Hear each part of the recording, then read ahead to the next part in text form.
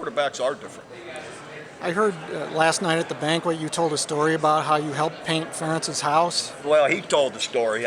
He had a hard time paying me now. I'd cost too much to get up there, but yeah, Mary was after him to paint the house, so myself and some of the other GAs went over to help him, and I grew up painting houses. You know, my father, that's all we did in the summer.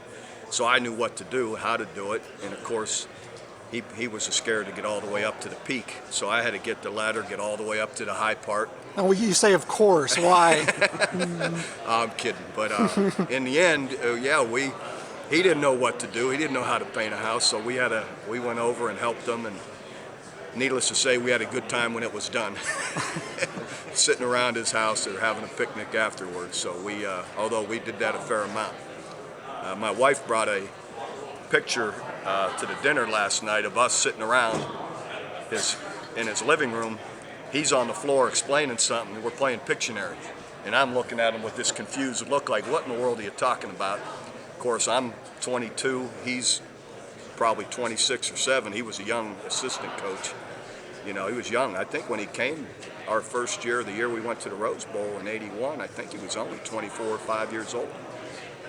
So, anyway. He said he lied to get the job. He told me he's 28. I wouldn't doubt it. So, after all, he is from Pittsburgh, right, or right around there. But anyway, there's all of us sitting around playing Pictionary. My wife's there, Mary's there, Kirk, Bruce Kittle and his wife. So we're all in his living room. So she happened to be thumbing through some old pictures and thought she'd bring it. You've covered a lot of ground with him, haven't you? Oh yeah, we've remained. You know, when you can catch up, we do. And I was told he called you before the Oklahoma State game.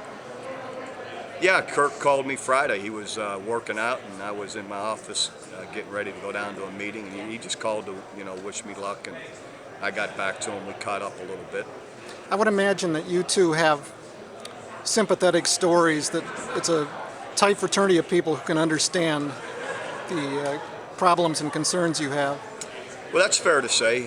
It's different when you're an assistant coach, and when you're a head coach, you got all the problems. So we all are a fraternity that can understand each other.